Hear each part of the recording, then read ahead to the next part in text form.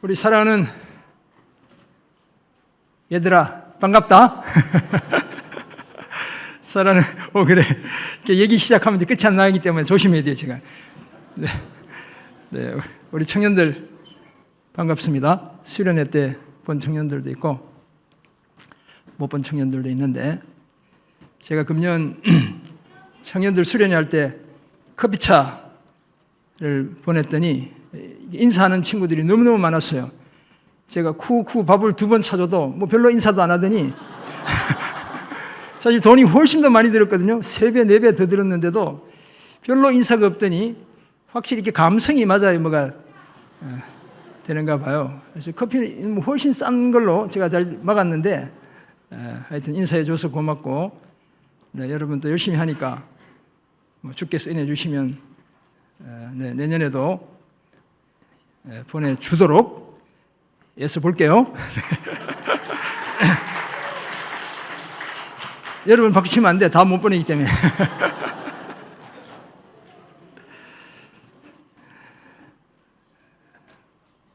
네, 오늘 함께 나눌 하나님 말씀은 요한복음 13장 1절입니다. 같이 일어나서 우리가 한번 봉독해 볼까요? 자리에서 일어나서 네, 같은 목소리로 함께. 우리 애들도 일어나기 힘드는구나. 어른들만 힘든 게 아니라. 네, 같이 읽습니다. 시작. 6월절 전에 예수께서 자기가 세상을 떠나 아버지께로 돌아가실 때가 이른 줄 아시고 세상에 있는 자기 사람들을 사랑하시되 끝까지 사랑하시니라. 아멘. 네, 앉아주시기 바랍니다. 네, 1년이 지나도 책 한 권 안 읽는 우리 성도님들 많으시죠? 우리 자녀들도 많아요. 그래서 제가 오늘 한 권 읽어드리려고 책 한 권 가져왔습니다. 읽어본 애들도 많더라고, 제가 확인해 보니까. 그런데 제가 이번 안식월 기간에 일부러 이 책을 사서 자세하게 읽어봤어요. 그래서 이 책의 내용, 쉘 실버스타인이라는 미국의 작가가 쓴 책인데 제목은 아낌없이 주는 나무라는 책이에요. 스크린에 이제 그림이 흐릿하게 나올 거예요. 소설에 따르면 옛날에 나무가 한 그루 있었어요. 그래서 글자가 잘 안 보일 텐데 제가 말할 거기 때문에 잘 들으면서 그림을 보시면 돼요. 그리고 나무에겐 사랑하는 한 소년이 있었대요. 그 다리가 잠깐 보이죠? 지금 먼저 넘어갔네 벌써? 네. 날마다 소년은 나무에게로 와서 떨어지는 나뭇잎을 한 잎, 2잎 주워 모았어요. 이제 너무 빨리 가면 안 되고 내가 할 때 잘 호흡을 다시 백. 네, 저렇게 천천히 책을 정독해야지. 그래야 남는 게 있지. 네, 그죠? 그리고는 나뭇잎으로 왕관을 만들어 쓰고 숲속에 왕 노릇을 했다는 거예요. 소녀는 나무 줄기를 타고 올라가서는 나무 가지에 매달려 그네도 뛰고, 이렇게 놀아보신 어른들 다 계시죠? 네. 눈이 어른 아니잖아. 요즘은 뭐 놀이터에 다 있으니까 뭐 나무 가지에 매달아야 될 이유가 없지요. 사과도 따먹곤 했다는 거예요. 그래서 제가 이번에 이 책을 읽어보면서 이 나무가 사과나무였구나, 애플트리였구나 라는 사실을 알게 된 거예요. 이 책을 읽어야 돼요, 안 읽어야 돼요? 읽어야 제대로 아는 거예요. 나무와 소녀는 때로는 숨바꼭질도 했다는 거예요. 그러다가 피곤해지면 소녀는 나무 그늘에서 단잠을 잤대요. 저기 나무 이렇게 작게 나무 밑둥에 옆에 자고 있는 거 보이죠? 네, 그랬다는 거예요. 네.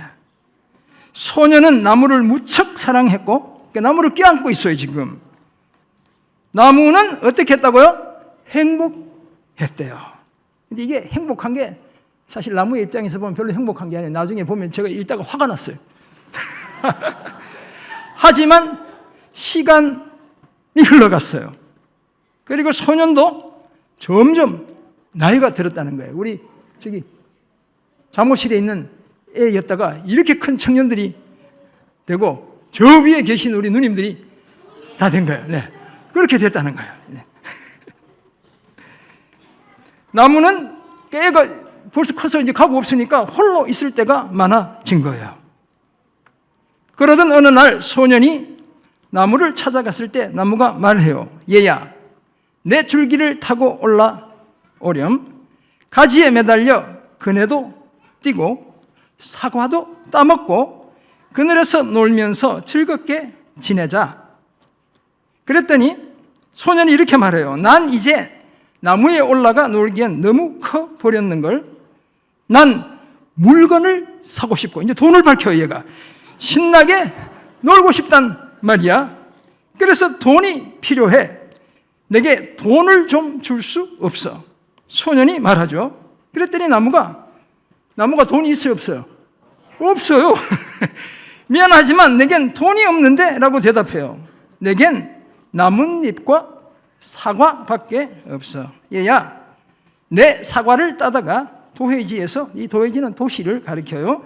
도시에 갖다 팔지 그러면 너는 돈이 생기고 행복해질 거야 라고 말했어요.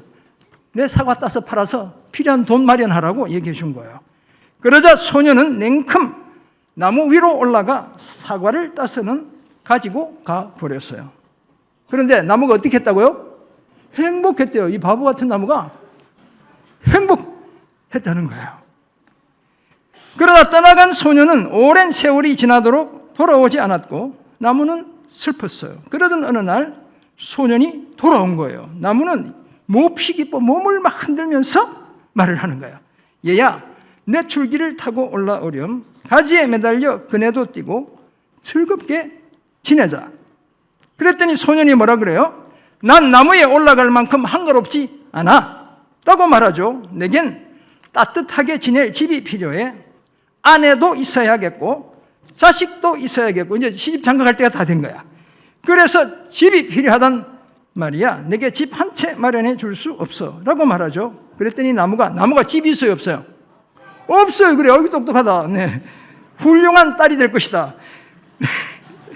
나에겐 집이 없단다. 나무가 대답하죠. 이 숲이 나의 집이지. 하지만 내 가지들을 베어다가 집을 짓지 그래. 그러면 뭐 어떻게 된다고요? 행복해질 거야 라고 말했어요. 그러자 소년은 나무의 가지들을 베어서는 집을 지으려고 가지고 가 버렸어요. 이제 나무에 가지가 남았어요, 안 남았어요? 안 남았어요. 나무는 바보예요, 바보. 그런데 나무가 어땠다고요?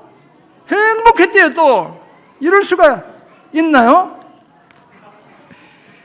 그러나 떠나간 소년은 오랜 세월이 지나도록 돌아오지 않아요. 그러다가 소년이 돌아오자 나무는 너무 기뻐서 거의 말도 할 수 없었어요. 이리 온 얘야. 나무는 속삭이죠. 와서 나랑 놀자.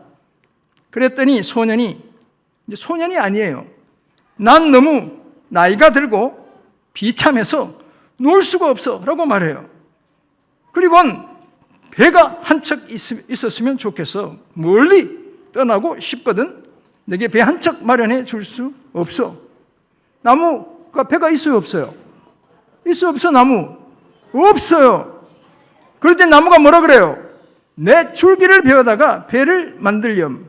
나무가 말하죠. 그러면 너는 멀리 떠날 수 있고 행복해질 거야. 그러자 소년은 나무의 줄기를 베어내서 배를 만들어 타고 멀리 떠나 버렸다는 거예요. 그래서 나무는 어떻게 했다고요 또? 예? 행복했지만 그 다음에 뭐예요? 정말 그런 것은 아니었다는 거예요. 목사님이 여기까지 읽고 엄청 화가 났어요. 어떻게 소년이 이럴 수가 있나? 이런 생각했어요. 오랜 세월이 지난 뒤 소년이 다시 돌아와요. 그랬더니 나무가 이야기해요. 얘야, 미안하다. 이제는 너에게 줄 것이 아무것도 없구나. 열매도 주고 가지도 주고 큰 몸뚱아리도 다 내어준 거예요. 사과도 없고 라고 말하니까 소년이 목사님처럼 늙었나 봐. 난 이가 약해져서 사과를 먹을 수가 없어요. 그래서 목사님 이가 약해가지고 사과를 저희 아내가 잘라줘야 제가 먹어요. 소년이 말을 했죠. 내게는 이제 가지도 없으니 네가 그네를 뛸 수도 없고 나뭇가지에, 이제 나무가 말하는 거예요. 나뭇가지에 매달려 그네를 뛰기엔, 소년이 또 이야기하는 겁니다. 난 이제 너무 늙었어 라고 말하죠. 그랬더니 나무가 내게는 줄기마저 없으니 네가 타고 오를 수도 없고 라고 하자 소년이 나는 타고 오를 기운조차 없어 라고 말합니다. 그런데 나무가 뭐라고 얘기해요? 미안해 라고 이야기하는 거예요. 이런 나무가 세상에 있어요, 없어요? 없어요. 그래서 읽으면 짜증이 나요, 안 나요? 이런 바보 같은 나무가 다 있나? 이런 생각이 들어요. 나무는 한숨을 지어요. 무언가 너에게 주고 싶은데 내게 남은 것이 아무것도 없단다. 난 그저 늙어버린 나무 밑동일 뿐이야. 미안해 라고 말해요. 그러자 소년이 이젠 나도 필요한 게 별로 없어. 왜냐하면 이제 소년도 마음대로 살다가 죽을 때가 다 된 거예요. 그러니까 필요한 게 없다는 거예요. 그저 편안히 앉아서 쉴 곳이나 있었으면 좋겠어. 몹시 피곤하거든 라고 말해요. 아, 그래? 나무가 안간 힘을 다해 자기 몸뚱이를 펴면서 말해요. 자, 앉아서 쉬기엔 늙은 나무 밑동이 그만이야. 얘야, 이리 와서 앉으렴. 앉아서 쉬도록 해. 소년이 그렇게 했대요. 그리고 결론인데 나무가 어떻게 했다고요? 그래서 나무는 행복했다는 거예요, 여러분. 여러분이 이런 나무면 행복할까요, 안 할까요? 안 할 것 같아요. 목사님들, 이런 바보가 다 어딨나? 이런 생각이 들어요, 안 들어요? 그렇지. 그 들은 것이 정상이지. 안 드는 사람은 책을 제대로 안 읽은 거야. 사실 어떻게 보면 나무는 바보, 멍청이죠. 그지? 줄기차게 소년에게 이용만 당해요. 근데 제가 이 소설을 읽으면 화가 나고 슬펐는데 왜 그랬을까요? 목사님이 소년 같았기 때문에 그래요. 하나님 앞에서 늘 달라고만 하고 이용만 해먹고 내 멋대로 살고 그렇게 살아왔기 때문에 그래요. 감사하게도 오늘 본문 요한복음 13장 1절은 예수님이 아낌없이 주는 나무처럼 저와 여러분을 사랑했다고 말씀해요. 예수님은 6월절 전에 이제 아버지께로 하나님께로 돌아가실 때가 이르렀다는 사실을 아셨어요. 이제 예수님이 죽으시고 부활하셔서 하나님 품으로 승천하실 때가 가까워진 거예요. 십자가에서 죽으시고 부활하시고 승천하실 때가 되셨다는 사실을 알고 계신 거예요. 그런데도 죽음을 목전에 둔 그 시간에도 세상에 있는 자기 사람들을 사랑하시되 어떻게 사랑했다고요? 끝까지 사랑했다는 거예요. 자신의 모든 것을 전부를 내어주며 그렇게 사랑했다는 거예요. 예수님의 이 사랑에 힘입어 오늘 저와 여러분이 이 자리에 함께 있는 줄 믿습니다. 이런 예수님을 믿는 우리도 예수님을 본받아 우리 곁에 있는 예수님의 사람들을 끝까지 사랑해야 될 줄 믿습니다. 우리 사랑하는 유년부, 끝까지 사랑하는 주님의 아들, 딸들이 되기를 원합니다. 오케이, 좋아요. 사랑하는 성도 여러분, 그리고 자녀 여러분, 우리 하나님이 사랑이래요. 성경은 하나님의 별명을 사랑이다 이렇게 말해요. 하나님이 우리를 먼저 사랑하셨기 때문에 진짜 사랑이 시작된 거예요. 한 학기를 지내면서 우리와 더불어 살아가는 가족과 이웃과 친구들을 예수님처럼 끝까지 사랑하는 우리의 부모님들을, 선생님들을 끝까지 사랑하는 그런 우리가 되기를 간절히 부탁합니다. 어떤 일이 있어도 다른 것 다 포기해도 사랑을 포기하지 않는 그런 우리가 되기를 주의 이름으로 축원합니다. 끝까지 사랑하는 참사랑을 통해 우리가 다 예수님의 아들, 딸들이고 예수님의 제자라는 사실을 세상 가운데 분명히 선포하는 그런 우리 모두, 자녀들 모두, 성도님들 모두 되시기를 주의 이름으로 축원합니다. 아멘. 기도하겠습니다. 주님, 오늘 주신 은혜의 말씀을 기억합니다.